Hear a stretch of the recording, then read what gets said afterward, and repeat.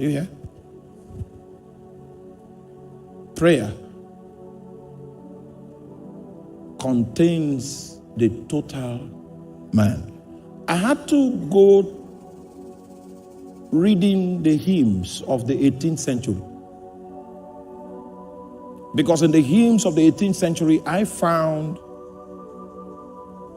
testimonies in some of the hymnals that revealed great lives of devotion in the saints that wrote these hymns. So I got one. This is what the saint wrote in his hymn. He said, "It is not enough to bend the knee and the words of prayer say. The heart must with the lips agree, or else we do not pray." There must be that point where your heart and your mouth meet in agreement, because it is possible for your heart to be saying something and your mouth to be saying something else. You see, this creature we call man is a complex entity. Has diverse parts that may seek to resonate on different frequencies. But being able to collocate the parts of this entity called man and to submit such parts to the spirit of prayer so that it can walk out the protocol of bringing you before the presence of God.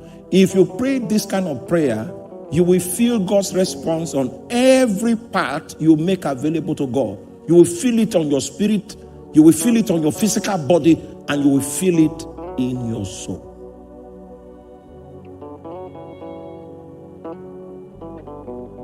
How do you give yourself?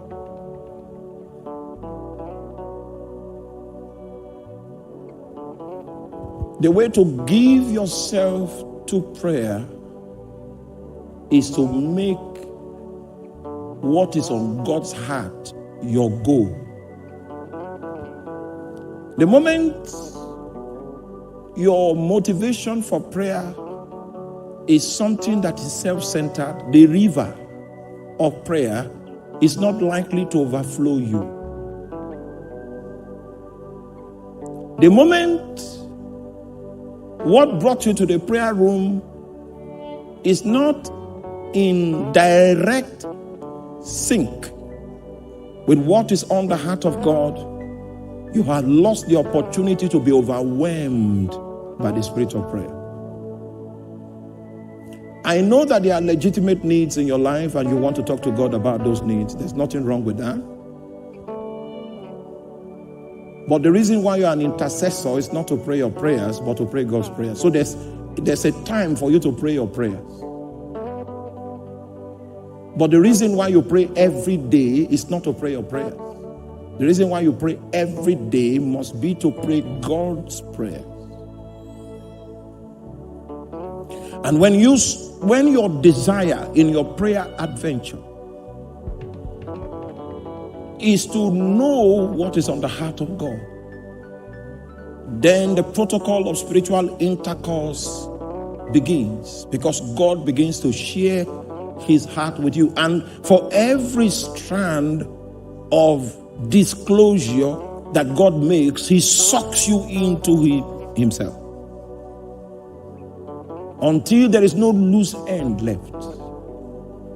You might find yourself crying and your prayers are not in words that an onlooker can pick and know what you are praying about. That's the kind of prayer that Anna was praying, and even the priest himself could not adequately judge the spiritual transaction that was taking place, because it was intercourse. She felt it in her spirit, she felt it in her soul, and she mirrored it in her body. She forgot herself. And the man looked at the woman and took her for drunk. Are you still with me? So if I wake up in the morning, the reason why I woke up that morning is not because I'm smart. I woke up in the morning because God decided to show me mercy. So my day must begin with finding out, why am I here?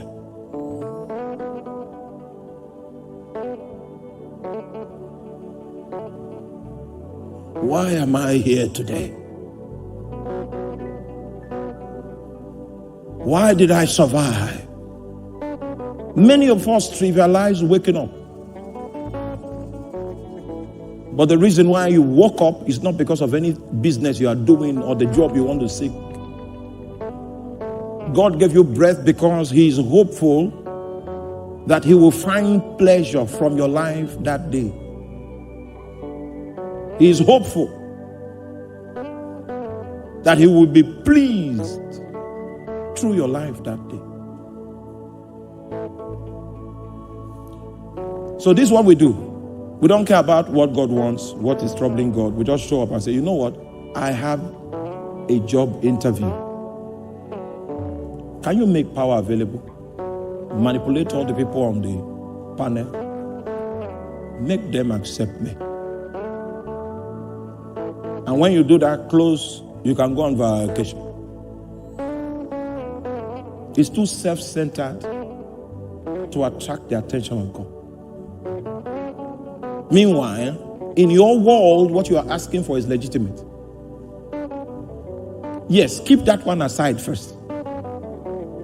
Find out, why am I here? He may shock you that morning with a disclosure that will make you lose utterance to even present the matter you brought.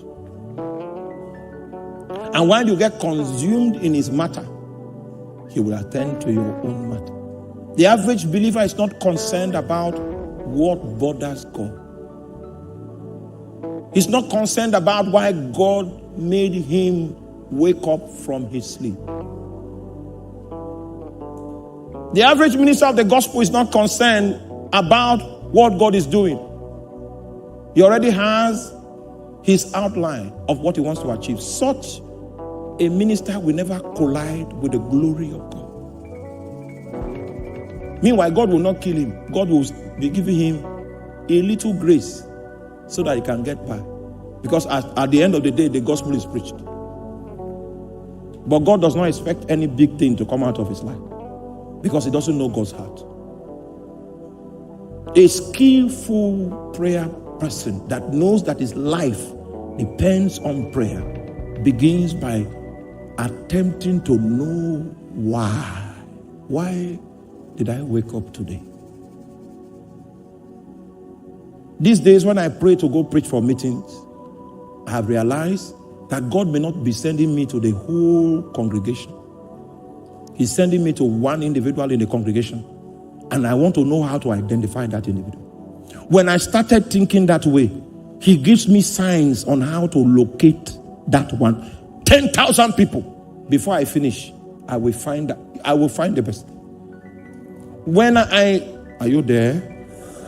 Meanwhile, the preacher that preaches a good message and everybody is charged up, he is trying. The one that knows what God wants to do,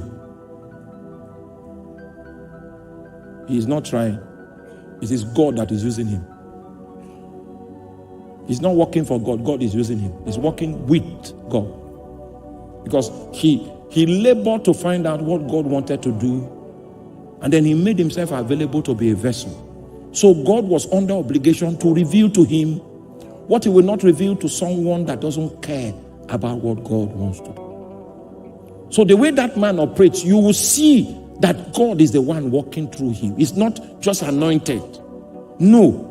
What he's doing is not his thing. What he's doing is what God is doing.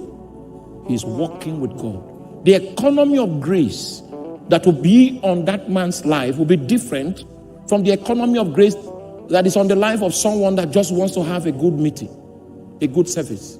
He wants to have a message so that it will not be said that on Sunday morning there was nothing to preach. Your first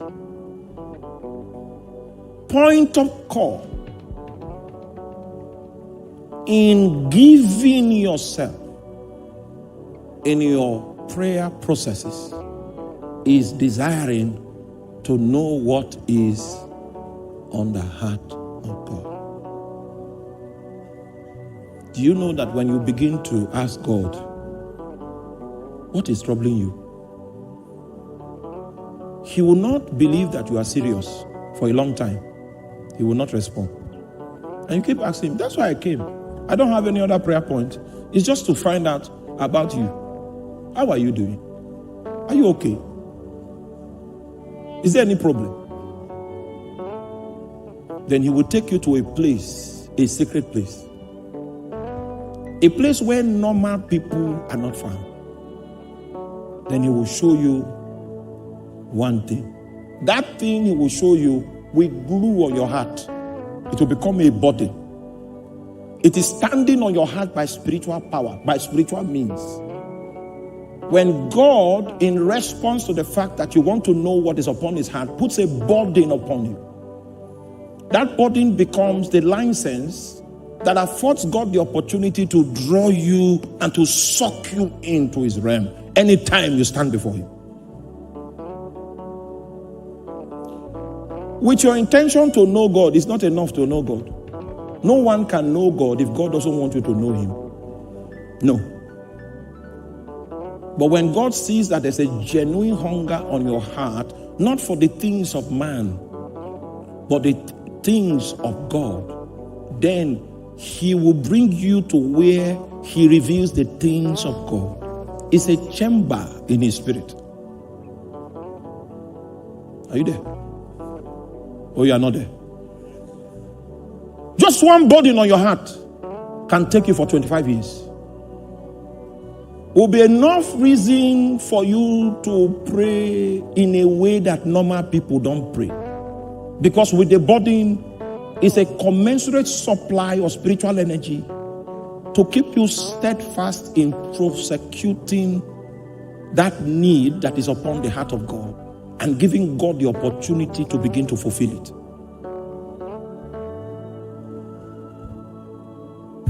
So I've decided not to stay in the outer court. So for many years I was asking God, what is on your heart? What is troubling you now? That was when the Lord told me that falsehood will reach a peak in your lifetime.